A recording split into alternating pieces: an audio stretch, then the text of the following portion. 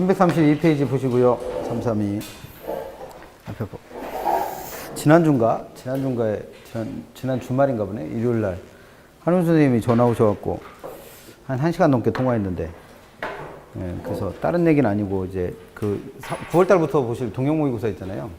그거를 이제 한훈 교수님이 맡아서 총괄을 하시니까, 이제 뭐, 고충을 토로하시느라고 이제 전화를 하셔갖고 얘기를 하다가, 이제 천안 얘기가 나왔어요. 그래서 아유 주말마다 오시느라고 힘드시겠어요. 그랬더니 처음에 기차 타고 오시는 줄 알았거든요. 근데 광주 대게에서 그 송정역까지 가는데도 차 타고 한참이라고 그냥 차 끌고 오신다는 거예요. 그래서 얼마나 걸리세요? 그랬더니 한 2시간 반 온대요. 그래서 하루에 5시간을 운전하셔서 그래서 4시간 수업하시러 5시간을 운전해갖고 오시는 거예요. 그래서 와, 그래서 대박이라고 했습니다. 그래서 그래서 고생하신다고. 그래서 좀 숙연해졌어요. 그 얘기 듣고. 그래서 좀 분위기가, 그래서 저는 기차 타고 오실 줄 알고, 왜냐면 KTX 뚫렸잖아요, 호남선이. 그래서 천안에서 얼마나 걸리나? 아니, 저 천안에서 광주까지. 그래서 당연히 기차 타고 오시는 줄 알았거든요. 그래서 날도 덥고, 그 다음에 그 송정역까지 나가는 데가 시간이 오래 걸리니까 그냥 그 시간에 차 끌고 온다고 그래서 다 그러세요. 와, 대단하시다 그랬습니다. 저는 죽여도 2시간 반 운전하고는 못 가요. 옛날에 제일 멀리 운전하고 갔던 데가 서울에서, 거기는 차편이 일찍 끊겨갖고 청주는 차 끌고 갔었거든요. 여기서 한 30분 더 가면 되죠. 그러니까 넉 잡고 운전해서 한 2시간? 넉넉 잡고 2시간이면 가니까. 그래서 근데 그것도 죽는 줄 알았거든요. 힘들어갖고. 맨날 밤에 올 때는 중간에 가다가 한 10분 자고 가요. 휴게소 들려서 힘들어갖고. 그래서 그랬는데, 대단하시다 그랬습니다. 대단하시다. 그래서 332페이지 보시면, 기름값은 둘째 치고, 아유, 몸 피곤해서. 그래서 버스로 그냥 주무시고 오시지 그래서요. 그랬더니, 버스로 오면 또 시간은 오래 걸리니까 늦으실까봐 또 그러시더라고요. 그래서 혹시 토요일 날 수업 들으시면 얘기는 하지 마시고, 그래서 그냥 커피라도 한 잔 사드리세요. 바카스라도 하나 사드리시던가. 그런 줄은 몰랐습니다. 저도 당연히 기차로 이런 거로 오실 줄 알았는데. 332페이지 2번부터 볼게요. 하긴 뭐 넘 얘기하면 뭐예요. 저 옛날에 처음에 강의할 때는 목포도 매주 내려갔었는데 기차 타고. 그래서 그 기차에서 아는 사람을 하나 만났어요. 그래서 친정이 무슨 무안인가 어디라고 그래서 친정 간다고. 그래서 자기는 이 기차를 1년에 2번 탄다는 거예요. 저는 매주 간다고. 그랬더니 대단하시다고. 그래서 목포까지도 다녔었는데 이제는 죽어도 못 갈 것 같아요. 332페이지 가시면 2번 보시면 외워두세요 이거. 3번부터 봅니다. 감정평가의 내용을 제도상 분류했다. 가장 타당하지 못한 것. 1번 공적평가는 평가 주체가 누구냐의 문제죠. 그 누구. 공적 주체 나오면 1주체라고 했으니까 누구. 공공기관에서 평가하는 거. 2번 사적평가 우리 책에는 없었던 거죠. 책에는 항상 공적평가와 공인평가만 나왔었잖아요.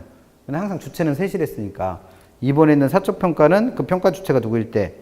민간일 때입니다. 민간. 그럼 여기 나와 있는 설명처럼 국가 또는 공공단체로부터 일정한 자격을 부여받은 개인이 주체가 됐을 때는 공인평가라 불렀죠. 공인. 그래서 2번이 틀렸네요. 3번 필수적 평가는 일정한 요건이 충족되면 반드시 감정평가해야 되는 걸 말했고 4번의 임의적 평가는 해도 되고 안 해도 되는 거. 그 다음에 5번에 있는 법정평가는 3번에 있는 필수적 평가와 개념이 비슷하다고 그랬고 법에서 그 평가 절차를 아예 규정해 놓은 걸 말합니다. 그래서 틀린 건 2번. 4번은 나름대로 조금 이게 뭐라 그러지? 나름대로 좀 응용을 한 문제죠. 그래서 여기서는 생각나셔야 될 게 매수 수용에서 수, 공시지가에서 공, 그 다음에 맨 마지막에 있는 과세평가에서 과. 그럼 이거 뭐예요? 수, 경, 조, 공에서 경만 빠진 거잖아요. 그럼 얘는 무슨 평가를 나타내요? 필수적 평가 또는 필수 평가가 없으니까 누구 찾으면 돼? 법정평가 찾으시면 되죠. 그래서 반드시 법에서 이러이러한 경우에 감정평가 하라라고 규정해놓고 그 절차까지 규정해놓으면 필수적 평가 또는 법적 평가에 대한 설명입니다. 그러니까 이런 거 나오면 뭐 무난하게 맞추셔야죠, 뭐. 5번 가셔서 기준 시점은 웬만하면 외워두시자고 그랬죠. 그래서 기준 시점이란 평가의 기준이 되는 날짜고 구조 2항에서는 그 날짜를 원칙적으로 언제로 정해놨다. 가격조사를 완료한 일자. 그럼 1번이 맞았죠. 그래서 기출문제에서는 언제였어요? 3번을 이렇게 틀리게 해서 문제 낸 적이 있어요. 기준 시점이란 감정평가서 작성을 완료한 날짜를 말한다. 그래서 틀리게 됐었고, 정답은 가격조사를 완료한 날짜. 그래서 5번에 1번 기억해 두시고. 그 다음에 7번 가봐요, 7번. 다음은 부동산 가격 공시 및 감정평가에 관한 법률 시행령의 내용이다. 이런 거 내면 그냥 틀리라는 문제인데, 혹시나 해서 볼게요. 무엇에 해당하는가? 그래서 내용 보니까 표준지의 적정 가격을 평가하는 경우에, 그래서 아까 시장 가치라는 건 규칙에 나와 있는 용어라고 그랬고, 법률에서는 적정 가격이라는 표현을 쓴다고 그랬잖아요. 그래서 지금 적정 가격이라는 표현이 나와 있는 거고, 그래서 적정 가격을 평가할 때 표준지의 건물 그 밖에 정착물이 있거나 지상권 그 밖에 토지 사용 수익을 제한하는 권리가 설정되어 있는 때에는 당해 정착물 또는 권리가 존재하지 아니하는 것으로 어떻게 한 거예요? 일종의 가정을 한 거잖아요. 가정. 그럼 있는 대로 평가하는 건 아니잖아요, 지금. 그러니까 뭐는 아니요. 현황 평가는 아니고, 그렇다고 해서 부동산 전체 일부를 평가하는 것도 아니죠. 그 다음에 기준 시점을 과거로 돌려놓고 평가를 하는 것도 아니잖아요. 그래서 얘는 건물이 있는데 없는 것으로 일정한 뭘 달아서 조건 달아서 평가하고 있는 거니까 얘는 뭐로 볼 수 있다? 조건부 평가로 볼 수 있다는 거죠. 이런 식으로. 8번 가봅니다. 8번. 개별 물건 기준의 원칙에 나와 있었던 구분평가를 잘 설명한 거 찾으래요. 그럼 구분평가는 물건은 기본적으로 몇 개인데? 한 개인데 가치가 다른 부분으로 구분될 때 그 구분되는 부분을 따로따로 가격 매기는 거잖아요. 그럼 그런 설명 찾으면 되죠. 그래서 1번. 한 필지 일부가 도시계획에 저촉되어 수용당했대요. 그냥 저촉됐다라고만 한다면 저촉된 부분과 저촉되지 않은 부분을 구분해서 평가할 수도 있겠죠. 근데 얘는 뭐 했대요? 수용당했대요. 그럼 그 수용당한 부분에 대해서만 보상평가를 할 거 아니에요. 뭔 소리냐면 토지가 하나 있는데 토지의 일부만 도시계획시설에 저촉된 거예요. 그럼 이 저촉된 부분과 저촉되지 않은 부분은 가치가 서로 어떻게 되겠어요? 다르겠죠. 그럼 이 부분하고 이 부분을 따로따로 가격을 평가했다. 그럼 이건 무슨 평가가 될 수 있는 거예요? 구분 평가가 될 수 있어요. 근데 여기선 그걸 물은 게 아니라 이 저촉된 부분이 어떻게 됐대요? 수용됐다는 게 제일 중요해요. 수용. 그럼 이 수용당한 부분만 뭐를 해줘야 돼? 보상을 해줘야 될 거 아니에요. 나머지는 보상해줘야 안 해줘요? 뭐하러 해줘? 얘는 보상할 이유가 없는데. 그럼 이 보상하는 부분만 가치를 평가한 거죠. 그럼 전체를 평가한 게 아니라 그 일부분 평가한 거잖아요. 그래서 이걸 무슨 평가? 부분 평가라고 본다는 거예요. 기출문제인데 이거. 그 수업 시간에도 풀어드렸었잖아요, 이거.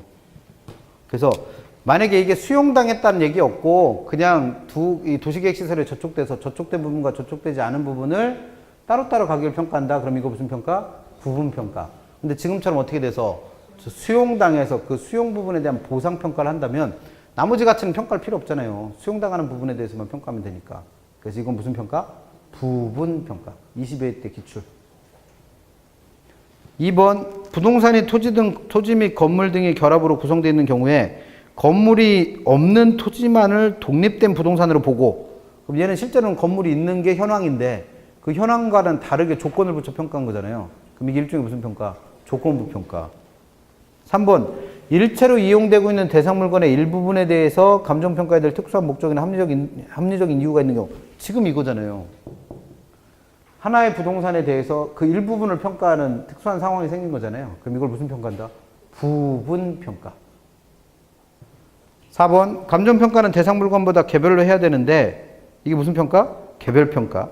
근데 둘 이상의 대상 물건에 일체로 거래되거나 대상 물건 상호간의 용도상 불가분해 있을 때 일괄하여야 하는 건 일괄평가 설명이잖아요.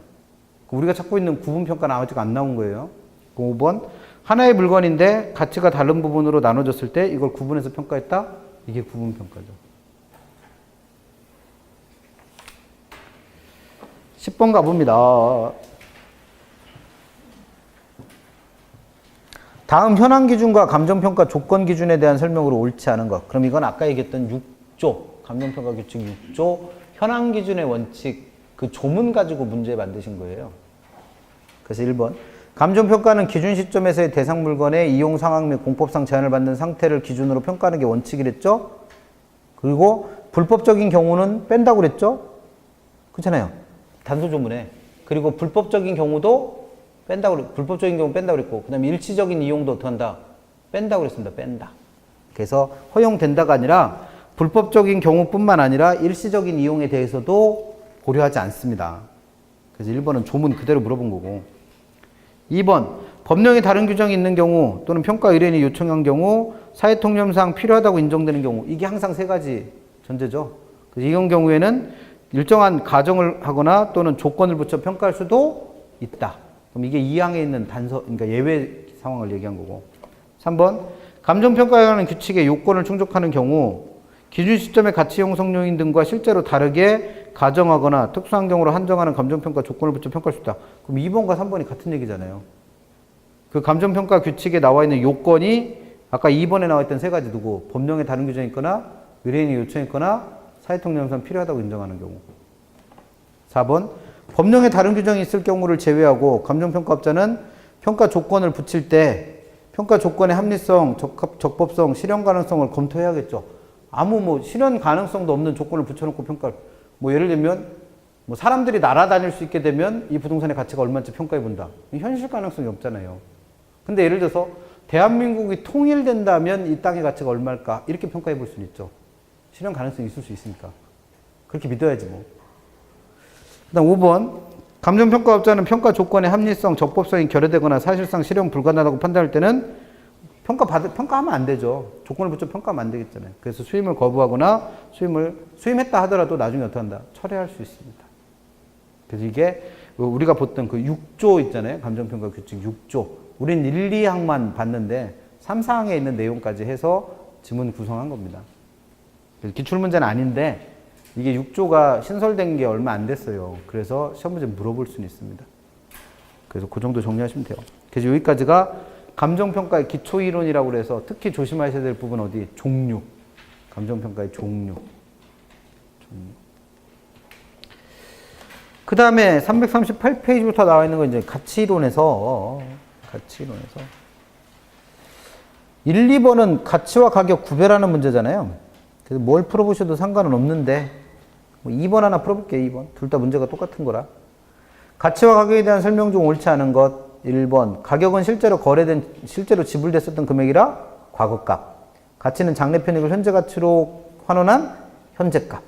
그럼 1번은 맞았고.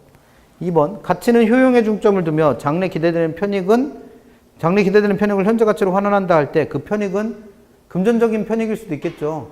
근데 꼭 그렇지 않더라도 가능합니다.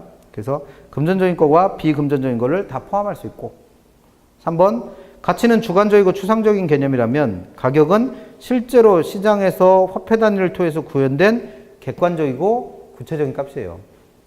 그래서 우리가 시장 가치와 투자 가치 설명할 때도 시장에서 실제로 거래된 가격인 시장 가치는 뭐라고 그러고 객관적 값, 객관적 가치. 그 다음에 내가 보기엔 얼마라고 하는 가치는 투자 가치는 주관적 가치 이렇게 설명했죠. 그래서 가치는 기본적으로 주관적인 값이고 가격은 구체적인 값이고 객관적인 값이다. 4번. 가격은 평가 목적에 따라 일정 시점에 여러 개 존재한다. 다원적 개념을 갖고 있는 건 가격이 아니라 뭐예요? 가치였죠. 가치. 그리고 가격이 실제로 지불됐었던 값이기 때문에 하나밖에 없고. 그 다음에 아까 5번. 하나의 부동산에 두 가지 이상의 권리가 있을 때는 그 각각의 권리에 대해서 가격이 형성될 수 있다라고 그랬죠. 그래서 특징까지 설명했던 거. 그래서 1번, 2번 둘 중에 아무거나 풀어보셔도 상관없고 2번 같은 문제가 실제로 시험에 나오고 있으니까 잘 풀어보세요. 그 다음에 나머지는 풀어볼 거 없고 6번 하나 볼게요. 6번.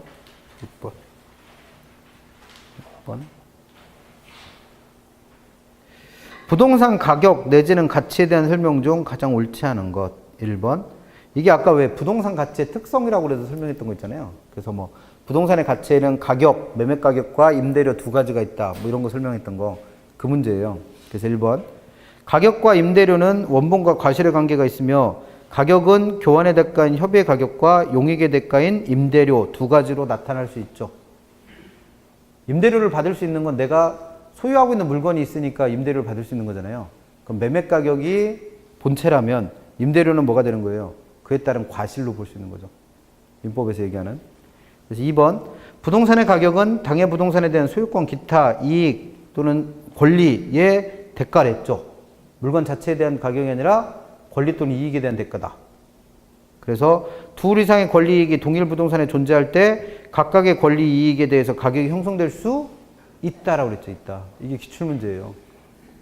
그러니까 이런 거 내는데 틀리니까 좀 심란하죠. 이런 거 틀리시면 안 돼요. 3번. 부동산의 가치는 영속성이라는 특성 때문에 장기적 배려에 형성된다고 그랬죠. 그래서 미래 가치까지 포함한다고 그랬고. 그 다음에 4번. 가격은 자연적 특성으로 인해서 불안전 시장에서 가격이 형성돼요. 그래서 개별적인 동기나 특수한 사정이 개입될 수 있죠. 가격에는. 그 다음에 가치의 재원칙의 개념 또 생뚱맞은 얘기 하고 계시네. 그래서 답은 몇 번이다? 2번. 그러니까 이렇게 어려운 내용 안 물어보니까 가치의 특성도 좀 정리해 두시면 되겠고. 그 다음에 7번부터는 법에 나와 있는 시장가치에 대한 얘기죠. 뭐 시장가치. 그래서 8번이 그 감정평가규칙 5조에 나와 있었던 시장가치 기준의 원칙에 대한 문제예요. 시장가치 기준의 원칙. 그래서 1번은 시장가치의 개념, 4가지 조건 필요하다고 그랬죠. 통상적 시장에서 충분한 기간 동안 거래된 후 정통한 당사자 간에 자발적으로 거래가 이루어졌을 가액. 그럼 1번은 뭐 맞는 표현으로 보시고.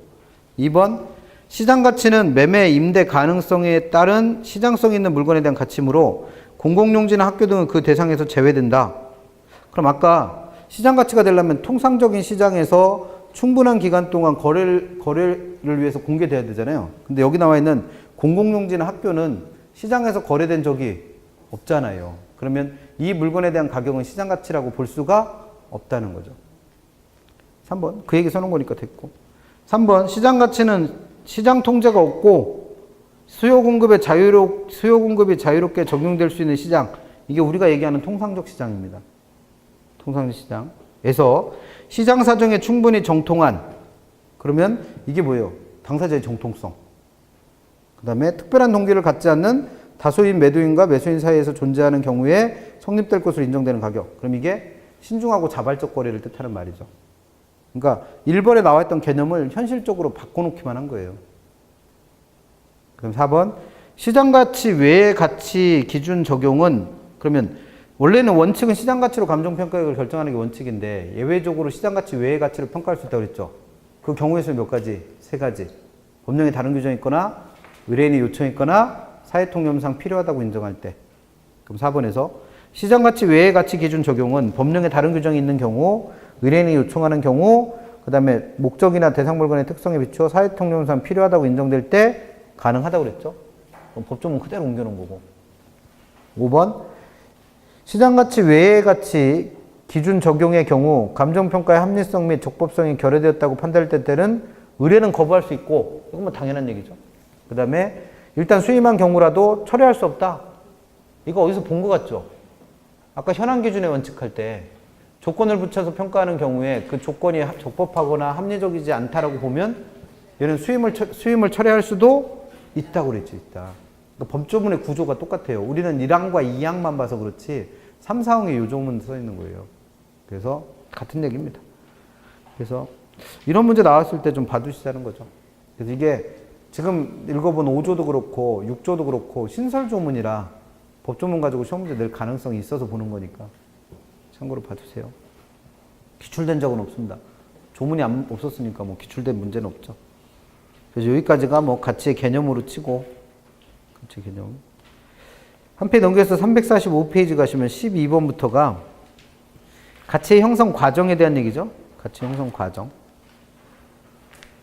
그래서 12번. 다음 부동산 가치 형성 요인에 대한 설명 중 옳지 못한 것. 1번. 부동산의 가치는 부동산의 유용성, 다른 말로 효용이라고도 하죠. 그 다음에 상대적 효율성, 유효수요, 이전성과 같은 걸 뭐라 불러요? 가치 발생 요인이라 하죠. 가치 발생 요인. 그래서 이런 가치 발생 요인의 상호작용과 결합에 의해서 결정되는데, 이런 가치 발생 요인에 영향을 주는 요인을 뭐라 부르더라? 가치 형성 요인이라 부르더라. 그러니까 이런 문제가 뭐예요? 발생 요인하고 형성 요인 뒤바꿔 놓은 거. 기출 문제가 있어요, 이게. 그래서 조심하세요. 그래서 1번은 누구랑 바뀌었다. 발생 요인과 형성 요인이 바뀌었다. 2번. 가치의 형성 요인은 여러 가지 요인의 상호작용의 결과에 의해서 형성되며 항상 어떻더라? 변화합니다, 변화. 그래서 가치 형성 요인은 변동성이라는 특성을 갖고 있는 거고. 그 다음 3번. 가치 형성 요인은 종류가 3가지 있었잖아요. 그럼 그런 3가지 요인은 각각 독립하여 개별적으로 가치를 형성하는 게 아니고 그 요인들이 서로 어떻게 돼 있다는 거예요? 연관돼 있어요. 이걸 연관성이라고 부릅니다. 그래서 2번이 가치 형성 요인이 갖고 있는 변동성이라는 특성을 설명한 거고 3번은 연관성이라는 특성을 설명한 거예요. 특성. 4번 가치 형성 요인의 개념 대상 물건의 경제적 가치에 영향을 주는 일반 요인, 지역 요인, 개별 요인 등을 말하죠. 이거는 법률에 나와 있던 용어고 그 뒤에 그 중에서 개별 요인은 당해 토지의 가치 형성에 영향을 주는 개별적인 상태와 조건과 같은 개별적인 특성을 말하는 거고 그럼 개념 설명한 거죠. 5번 일반 요인이란 건 그 지역 안에 있는 모든 부동산 전반에 영향을 주는 요인을 말하죠. 그런 것 중에서 이런 요인에는 자연 요인이 있고 경제 요인이 있고 행정 요인이 있는데 그 중에서 자연 요인이 뭔지 설명을 해 놓은 겁니다. 그래서 뭐 얘는 가치 형성 요인에 대한 개념 설명한 거고 기출됐었던 문제는 낼 게 없으니까 뭘 내는 거예요. 발생 요인하고 형성 요인 뒤바꿔서. 그래서 항상 기억하실 거 항상 영향은 누가 누구한테 준다. 형이 동생한테. 그것만 챙기시면 될 거예요. 그 다음 13번 가치 발생 요인에 대한 문제죠. 가치 발생 요인. 옳은 거 찾아보래요. 1번 가치 형성 요인은 부단히 변동한다. 이게 아까 얘기했던 특성 중에 변동성. 각 요인은 상호작용 과정 없이 영향을 주지 않는다. 서로 연관되어 있다고 그랬잖아요. 연관성. 그래서 1번은 가치 형성 요인의 특성인 변동성과 연관성 설명한 거고 연관되어 있으니까 영향을 주는 거로 알고 있어야죠. 그래서 1번은 그래서 틀렸고 2번 상대적 희소성이라는 건 이거는 가치 발생 요인 중에 하나였잖아요. 그래서 부동산에 대한 인간의 공급에 비해 이해 충족 수단인 수요가 질적 양적으로 한정되어 있어서 부족한 상태를 말한다. 문제집 쓰신 분 좋아하는 게 이런 형태죠. 뭐를 바꿔놓는 거. 그래서 뭐가 인간의 공급에 비해서가 아니라 뭐예요? 수요에 비해서. 내가 살려고 하는 수요에 비해서 뭐가 부족한 상태? 공급이 부족한 상태를 상대적 희소성이라고 불렀잖아요. 그럼 얘는 누구 위치가 바뀐 거예요? 수요와 공급의 위치가 바뀌었어요. 틀려주니까 이런 문제가 자꾸 돌아다니는 거예요. 틀리시면 안 돼, 이런 것들은. 3번. 효용은 그 부동산을 이용함으로써는 내가 만족도를 했잖아요. 근데 그게 용도에 따라 조금씩 달라진다고 그랬죠. 그래서 주거용은 뭐가? 쾌적성. 상업용은 수익성. 공업용은 생산성으로 표시를 했었죠. 얘는 뭔가 바뀌었네요. 4번. 유효수요는 그 물건을 사고자 하는 욕구인데 뭐를 꼭 필요로 한다고 그랬어요? 구매력. 기출지문. 5번. 가치 형성 요인이란 대상 물건의 경제적 가치에 영향을 미치는 일반 요인, 지역 요인, 개별, 답은 5번이네. 그래서 가치 발생 요인에 대해서도 시험 문제 물어보는 것들이 있다고 그랬죠? 잘 챙겨 두시고. 그 다음에 이런 가치 형성 과정을 분석한 게 15번부터 나와 있는 뭐예요? 지역 분석과 개별 분석. 그러면 15번 봐요, 15번. 너무 지금 길다. 15번. 지역 분석에 관한 다음 설명 중 타당하지 않은 것. 1번. 지역 분석이란 대상 부동산이 어떤 지역에 존재하고 그 지역적 특성은 어떠하며 그 특성이 가치 형성에 어떤 영향을 주는가를 분석 판단한 걸 지역 분석을 한다. 개념 그대로 나와 있는 말입니다. 2번. 개별 부동산은 지역 내 다른 부동산과 상호 밀접한 영향을 주고받고 이런 상호 관계를 통해서 부동산의 사회적, 경제적, 행정적 위치가 결정되니까 그 주변을 분석하는 뭐가 필요하다는 거예요. 지역 분석이 필요하다. 필요성 설명한 거고. 3번. 지역 분석을 통해서 그 지역적 특성에 가장 적합하고 합리적이며 일반적이고 평균적인 용도. 이걸 뭐라 불러요? 이걸 표준적 이용이라고 부르죠. 표준적 이용. 그 부동산의 평균적인 용도를 표준적 이용이라 했잖아요. 그래서 최유효용을 판정하는 게 아니라 표준적 이용을 확인하는 거고 이는 대상 부동산의 표준적 이용을 판정하는 유력한 기준이 된다. 표준적 이용을 가지고 뭘 판단한다고 그랬어요? 최유효용을 판단한다고 그랬죠. 그럼 이것도 두 개가 바뀌었네. 앵간히 좋아하십니다. 이거 바꾸는 거. 문제 낼 게 없는 거예요. 그러니까 두 개 맞바꿔서 푸는 거. 그 다음에 4번. 지역 분석을 통하여 일반적 평균적 이용 방법을 판정해서 당해 지역의 가치 수준을 판단하죠. 지역 분석은 두 가지 결정한다고 그랬어요. 표준적 이용과 가치 수준. 그래서 이 두 가지는 대상 부동산의 구체적 가치를 결정하는 개별 분석의 기준으로 쓴다고 그랬죠. 5번. 지역 분석은 주로 인근적을 대상으로 하지만 용도적 관점에서 구분되는 지역인 인근적 뿐만 아니라 유사지역 뿐만 아니라 동일 수급권까지도 그 대상이 된다라고 했습니다. 그럼 이건 뭐 지역 분석에 대해서 물어볼 거 다 물어본 거잖아요. 그래서 15번 하나 풀어보시면서 지역 분석에 대한 내용 정확하게 정리하시고 제일 중요한 건 뭐예요? 지금 문제에서도 만들었지만 누구와 누구 혼동시킨다. 표준적 사용과 최유용, 가치 수준과 구체적 가치 이거 혼동시키니까 혼동 안 하시면 되고 나머지 문제들은 16번, 17번, 18번 그 다음에 뭐 그 뒤에 19번, 20번, 21번, 22번까지는 문제 오지게도 많이 넣어놓으셨는데 자주 언급은 안 해요. 지역 분석의 대상 지역이라고 했던 세 지역이 있었잖아요. 인근 지역, 유사 지역, 동일 수급권. 그거에 대한 문제예요. 그래서 풀어보시라고 16번, 17번, 18번은 풀어보시라고 표시를 해놓긴 했는데 요 세 문제만 풀어보시고 아니구나. 16번은 다른 문제네. 죄송합니다. 16번은 따로 풀어야 될 것 같고 17번부터 나머지 문제들은 어차피 지금 얘기했던 그 대상적인 인근적, 유사적, 동일수권에 대한 얘기니까 요거는 시간 나시면 풀어보시는데 크게 안 풀어보셔도 상관없습니다. 어차피 개념은 알고 있으니까. 그래서 17번하고 18번 정도만 시간 되시면 한번 풀어보세요. 16번은 풀어봐야 될 것 같습니다. 16번.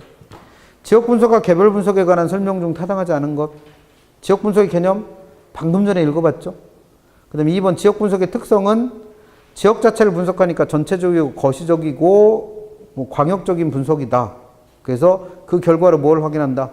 표준적 이용. 3번 일반적으로는 개별 분석을 먼저 하고 그 개별 분석 기초에 그 결과에 기초하여 지역 분석을 한다. 지역 분석을 먼저 하고 개별 분석을 나중에 한다 그랬죠. 이런 거 물어본단 말이에요. 그 다음에 지역 분석의 대상 지역 세 군데 인근지역, 유사지역, 동일수급권. 그 중에서 동일수급권은 인근지역 당연히 포함하고 있고 유사지역까지 포함하는 하나의 시장지역을 말했고 그래서 두 개 비교하는 문제까지는 풀어보시고 그 대상지역인 인근지역이나 유사지역, 동일수급권은 문제가 너무 많아요. 시간 되시면 풀어보시는데 17번, 18번 정도만 풀어보셔도 충분할 겁니다. 그 다음에 23번 이것도 지역 분석과 개별 분석에 대한 문제니까 23번 다음은 지역 분석과 개별 분석에 관한 설명이다. 옳지 않은 것 1번 개별 요인은 용도 지역과는 다르므로 지역 분석을 선행하고 그 결과에 따른 지역적 특성과 표준적 이용을 기준으로 개별 분석을 하니까 얘가 나중에 하는 분석이죠. 그럼 결국 이 문제에서 묻고 싶은 말은 뭐예요? 지역 분석이 선행 분석, 개별 분석은 후행 분석. 그럼 1번은 빠졌고 2번 개별 분석의 개념 개별 분석은 대상 부동산의 가치 형성 요인 중에서 무슨 요인을 분석해서 개별 요인을 분석해서 부동산의 구체적 가치를 결정하는 작업이랬죠. 그럼 2번은 개념이니까 맞았고 3번 부동산 감정평가는 대상 부동산의 최이용 상태를 전제로 파악되는 가치를 기준으로 하므로 개별 분석에서 대상 부동산의 최이용을 판정할 필요가 있죠. 아까 최유효 이용의 원칙이라는 거에서 부동산의 가치는 항상 어떤 용도일 때 최유효 이용일 때를 기준으로 가치를 평가한다며요. 그러면 최유효 이용이 뭔지 판정은 해봐야 될 거 아니에요. 그러려니까 뭘 해봐야 되는 거예요? 개별 분석을 해야 된다는 거예요. 그래서 3번이 개별 분석을 하는 이유입니다. 이유. 그 다음에 4번 표준적 이용은 최유효 이용을 제약하지만 왜냐하면 그 동네의 평균적인 용도에 따라 이 부동산에 가장 적합한 용도가 판단이 될 거 아니에요. 그러니까 표준적 이용이 최유효 이용을 제약합니다. 근데 최유효 이용은 부동산의 개별성에 의해서 구명되므로 항상 표준적 이용과 일치하는 것만은 아닐 수도 있습니다. 그럼 이게 무슨 얘기냐면 이 주변 지역이 다 아파트들이에요. 아파트. 대부분이 다 아파트입니다. 그럼 이 주변의 평균적인 용도는 뭐예요? 주거용이죠. 뭘 주거용. 그럼 이걸 뭐라 부르는 거예요? 표준적 사용 또는 표준적 이용이라 불러요. 그러면 내가 가치를 평가하는 어떤 부동산도 이 주변과 잘 어울리는 건 아파트 일대가 어울릴 거 아니에요. 그러면 이 표준적 이용을 기초로 이 부동산의 가치를 최유효용을 판단하는데 얘가 꼭 두 개가 일치해야 되느냐? 그건 아닐 수 있다는 거예요. 왜? 주변에는 상가 건물이 하나도 없어갖고 얘가 뭐일 때 상가일 때 오히려 용도가 더 적합할 수도 있다는 거예요. 그러면 이게 이 부동산에 뭐예요? 상업용이라고 하는 최유효 이용일 수도 있죠. 그러면 표준적 이용이 최유효 이용을 제약하긴 하지만 이 두 개가 반드시 일치하는 건 아닐 수도 있습니다. 그 얘기 써놓은 거예요. 그래서 표준적 이용 확인해 보고 그 부동산의 뭐를 따로 확인해 보는 거예요. 최유효 이용을 따로 확인하는 거예요. 그러니까 3, 4번은 개별 분석을 해야 되는 이유 써놓은 겁니다. 5번. 지역 분석은 구체적이고 국지적 분석이라면 개별 분석은 전체적이고 광역적 분석이므로 표준적 이용의 범위 내에서 최유효용을 판단하여 가치를 결정한다. 뭔가 좀 어색하죠? 지역 분석이 지역 단위를 분석하는 거니까 전체적이고 광역적이어야 되고, 개별 분석은 부동산 자체만 살피는 거니까 구체적이고 국지적인 분석이 되겠죠. 그러니까 두 개 바꿔놓으면 돼요. 헷갈리지만 않으시면 됩니다. 그런 거 물어보니까 틀리면 안 된다는 거고. 그 다음에 수업 시간에 별도로 설명이 안 냈는데 문제가 두 개가 들어가 있어서 그냥 간단하게 정리만 하는데 25번 한번 보세요. 인근 지역의 생애주기라는 내용이 나오는데 13회 때 마지막으로 내고 한 번도 안 냈습니다. 그래서 수업 시간에 따로 설명은 안 했는데, 인근 지역의 생애주기가 뭐냐면 요약집에다는 정리해놨던 것 같은데, 인근 지역의 생애주기는 그냥 듣기만 하셔도 돼요. 문제 하나 풀어보시면 되니까. 25번. 인근 지역의 생애주기는 뭐냐면, 생애주기는 수명주기예요. 수명주기. 라이프 사이클. 생애주기. 에이지 사이클 또는 라이프 사이클. 그래서 얘는 뭐냐면 인근 지역이라는 지역이 마치 살아있는 생명처럼 그 주기를 갖고 있다는 거예요. 그래서 어떤 지역이 동시에 비슷한 용도로 개발된 지역이 있으면 그 지역은 그 수명이 어떻게 똑같이 움직인다는 거죠. 그래서 만약에 얘는 이제 만약에 어떤 지역을 재개발했거나 뭐 신도시를 만들었다고 가정을 해봐요. 그러면 그 부동산의 가치 변화가 이 부동산의 뭐에 따라서 수명 변화에 따라서 변화를 가져올 수 있다는 겁니다. 그럼 개발되기 전에는 이 부동산의 가치가 되게 낮았는데 개발되면서 이 지역의 가치가 어떻게 돼요? 급격히 올라가겠죠. 예를 들면 천안 지역으로 예를 든다면 저쪽 KTX역이 들어서기 전까지는 거긴 다 뭐였어요? 농사짓던 땅 아니었어요? 그냥 허 벌판이었잖아요. 근데 그 지역이 개발되면서 땅값이 어떻게 됐어요? 급격히 올라갔죠. 근데 지금은 거의 개발이 완료가 돼가고 있는 중이니까 그 가치가 가장 높은 상태에서 어느 정도 유지가 되겠죠. 그렇다가 시간이 지나서 여기가 한 30년쯤 시간이 흘렀다고 쳐요. 그럼 그 아파트들 다 낡고 건물 낡았으니까 점점 쇠퇴하겠죠. 그러다가 한 100년쯤 지나면 건물의 수명이 끝나니까 다 어떻게 하죠? 철거하고 다시 부셔버리겠죠. 그래서 이런 수명을 갖는다는 걸 뭐예요? 인근 지역의 생애주기라 불러요. 그래서 이걸 5가지 단계로 나눠보면, 제일 처음에 개발이 시작되는 단계를 성장기, 개발이 끝나서 그 기능이 최고가 되는 걸 성숙기. 그럼 여기서부터는 이제 사람으로 치면 청소년기고 성년기고, 이 다음부터는 어떤 거예요? 점점 쇠퇴하는 시기죠. 뭐. 그래서 쇠퇴기를 거쳐서 천이기를 거쳐서 강 건너 가는 거죠. 뭐. 그래서 쇠퇴, 천이, 악화. 뭐 이거 어쩔 수 없잖아요. 사람이 태어나서 죽는 건 당연한 거니까. 이게 마치 어디에도 인근 지역에도 똑같이 적용될 수 있다는 거예요. 그래서 뭘 확인하냐면 가치 수준하고 여과 현상 확인해요. 이걸 인근 지역의 생애주기 이론이라 불러요. 그러면 성장기는 가치가 처음에는 낮았었다가 개발이 되는 과정에서 급격하게 올라가니까 가치의 상승률이 큰 거죠. 가치의 상승률이 큰 거예요. 그러면 처음에 개발되기 전에는 집값이 쌌으니까 저소득층이 살다가 개발되는 과정에서 집값이 올라가니까 누가 이사 오겠어요? 고소득층이 새로 이사 올 거 아니에요. 그래서 여기서 무슨 현상? 상향 여과가 매우 활발하게 이루어집니다. 그래서 KTX역 동네 불당동인가? 그 동네도 처음에 개발되기 전에는 그렇게 부자 동네 아니었잖아요. 그랬다 개발되면서 어떻게 된 거예요? 고소득층이 이사 와서 부자 동네가 된 거죠. 그러니까 이걸 무슨 여과? 상향 여과. 매우 활발하게 일어납니다. 그랬다가 성숙기가 되면 가치가 최고조까지 오르죠. 그래서 가치 자체가 최고예요. 왜? 개발이 다 끝나서 재기능을 할 때니까. 그럼 여과현상 생긴다 안 생긴다? 안 생겨요. 여기 살고 있는 사람들이 이사도 잘 안 다녀요. 제일 살기 좋은 동네니까. 그리고 새로 이사를 오더라도 그 소득 수준이 비슷한 사람이 들어오기 때문에 소득 수준의 변화가 있다 없다? 없습니다. 그러다가 쇠퇴천이 악화기 동안 계속 가치는 어떻게 되겠어요? 하락하겠죠. 근데 그 가치 하락이 시작되는 단계가 어디고? 쇠퇴고, 천이기는 가치 하락이 본격화되는 단계고, 얘는 가치가 최소 수준까지 떨어진 단계가 되는 거죠. 그래서 가치 하락기 3개. 그러면 집값이 떨어지면 전에 살던 고소득층은 이 집에 계속 안 살죠. 오래된 동네니까. 그래서 어디로? 다른 동네로 이사 가고 여기에 들어오는 건 누구예요? 저소득층이 들어오겠죠. 그래서 이 두 가지 단계에서 뭐가 나타난다? 하향요가 나타납니다. 그래서 그 하향요가가 시작되는 게 어디라고 봐야겠고, 쇠퇴기. 그 하향요가가 매우 활발하게 나타나는 게 천이가 되는 거죠.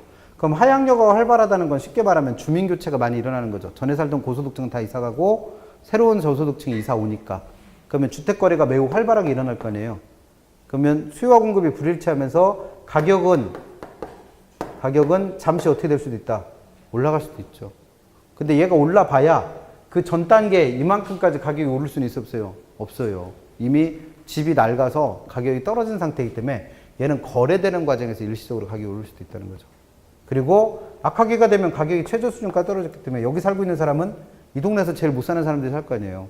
그러니까 하향요가 뭐 여과 현상이 따로 나타날 이유가 없죠. 이미 다 끝났으니까. 근데 우리나라는 땅대기가 좁아갖고 2단계까지 가게 냅둘 수가 없죠. 그러니까 숨이 넘어가게 냅두면 안 돼, 땅이. 그러니까 어떻게 하는 거예요? 중간에 재개발하죠. 그럼 재개발은 어떤 단계에서? 성숙기 때 재개발할 필요가 없죠. 언제? 쇠퇴기나 천이기 때 재개발이 나타날 수 있어요. 그럼 재개발이 되면서 얘는 다시 또 어디로 가는 거예요? 성장, 성숙. 또 쇠퇴 천이기에서 또 뭐 해갖고? 재개발해서 또 성장, 성숙. 이렇게 가는 거죠. 이걸 뭐라 불러요? 인근적의 생애주기. 그럼 25번 하나 풀어봐요. 동질적이고 동시적으로 개발이 이루어진 대상을 전제로 이런 현상을 따지는 거죠. 왜? 똑같은 생애를 가져야 되니까 동시에 만들어져야 돼요. 그리고 용도도 비슷해야지 수명이 똑같으니까. 그래서 1번은 맞는 거고, 2번 인근적의 경계는 용도적 지구의 경계와 일치하며 물리적으로 명백히 나타나는 경우도 있으나 일치하지 않을 수도 있다. 이건 뭐 당연한 얘기고. 3번 성숙기 두 번째 단계. 그래서 얘는 가치 수준이나 지역 기능, 주민의 사회적 경제적 지위가 일반적으로, 그러지 마. 다른 거 읽었네. 성숙기는 지역적으로 왕성한 개발 기관으로 지역 내 경쟁이 치열하고 집가 상승률이 최고이기 때문에 투기 현상이 발생할 여지가 크다. 이거는 한창 개발되는 단계 얘기하고 있는 거잖아요. 그럼 얘는 누구요? 성장기. 4번 성숙기는 개발이 끝나서 그 지역이 완전히 재기능을 할 때니까 가치 수준 가장 높고 지역 기능도 가장 활발하게 발달하고 주민의 사회적 경제적 지위가 최고조에 달해 있는 게 성숙기입니다. 그럼 5번 쇠퇴기는 성숙기에 양호했던 모든 여건의 변화가 나타나서 하향요가 어떻게 되는 단계? 시작. 천이기는 집값이 급격히 떨어지니까 하향요가 활발한 시기. 그러면 주택거래가 활발하다는 얘기잖아요. 그래서 일시적으로 주택가격이 어떻게 될 수도 있다? 상승할 수도 있다. 그래서 별 얘기는 아닌데 13회 때까지는 좀 열심히 물었거든요. 근데 그 뒤에는 안 보여요. 그래서 수업 시간에 따로 설명한 건 아니니까 문제 풀면서 봐주시면 되겠죠. 26번도 비슷한 문제니까 시간 되시면 하나 더 풀어보시면 좋긴 한고. 27번부터는 가치의 재원칙 문제인데 이게 그 공부하실 게 책에 보면 두 가지였잖아요. 개념 공부한 거랑 특성.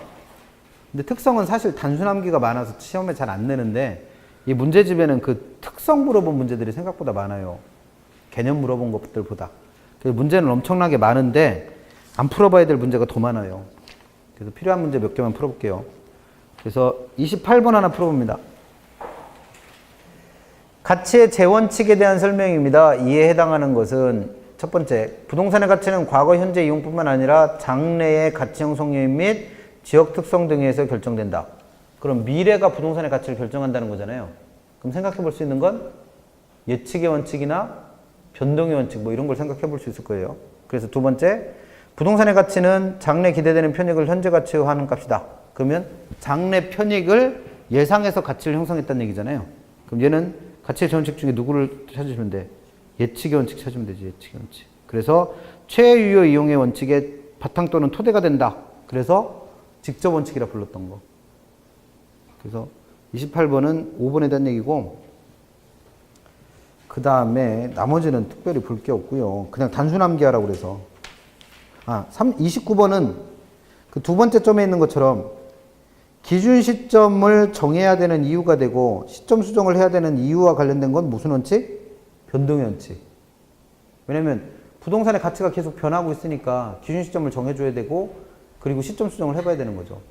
그건 한번 봐주시고 나머지는 풀 거 없습니다. 32번 가볼게요. 32번. 이거는 뭐 기출됐었던 지문이라 보는 건데 32번이 아니라 33번.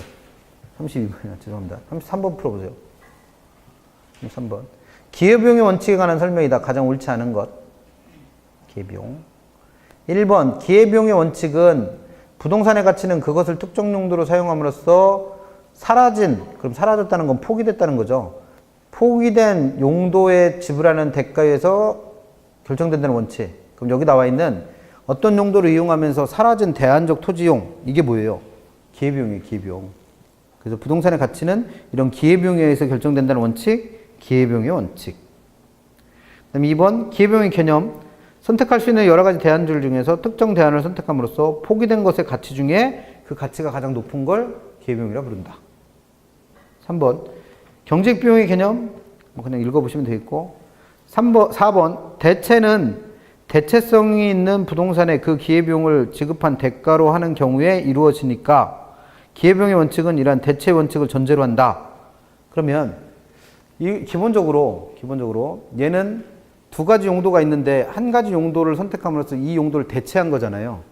그래서 기본적으로 기회비용의 원칙은 이 용도가 이 용도를 대체할 수 있다라는 대체 원칙을 전제로 한다는 얘기예요.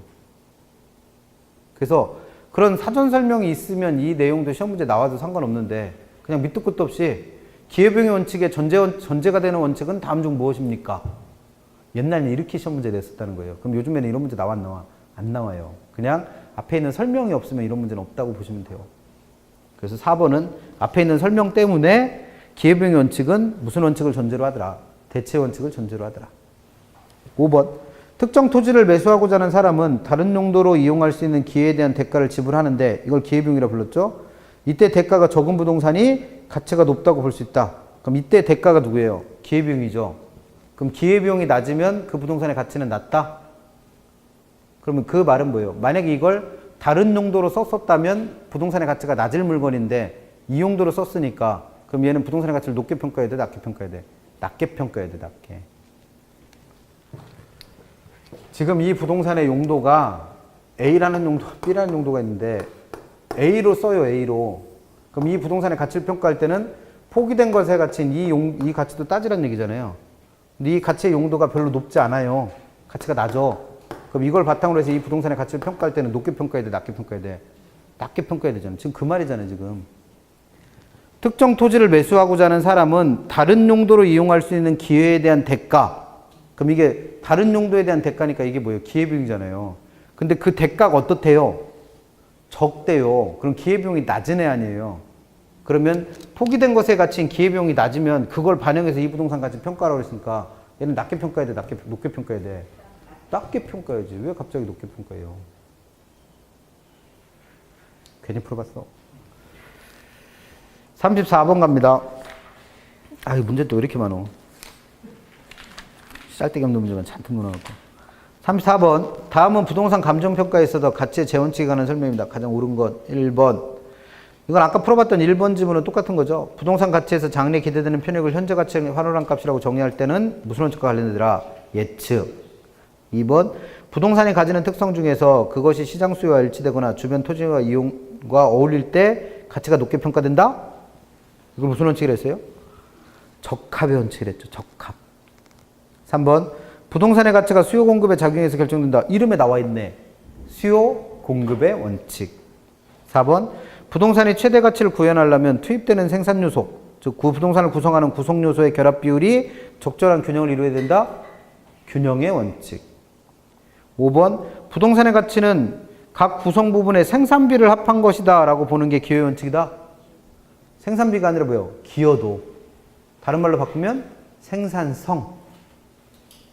기출지문. 그래서 다 틀렸고 맞는 건 1번만. 이런 게 우리 시험에 나오는 문제 형태예요. 34번과 같은 문제가. 그래서 34번 같은 건 틀리시면 안 되고. 그 다음에 풀어볼까? 37번 볼까요? 37번. 가치의 재원칙의 특징들을 설명한 내용입니다. 가장 타당하지 않은 것. 문제가 너무 많네. 1번 변동의 원칙. 최유효 이용의 원칙의 바탕 또는 토대. 그래서 이걸 집적 원칙이라 불렀죠. 시간적 측면과 관련이 있죠. 그 다음 기준 시점을 결정해야 되는 이유도 변동의 원칙과 관련이 있다고 그랬어요. 다 맞는 표현이고. 2번 대체 원칙은 대체성이 있는 두 개 이상의 제와 이걸 뭐라 불러요? 대체제라 부르잖아요. 대체제. 그럼 그 대체제의 가치가 서로 어떻게 돼 있다? 관련돼 있다.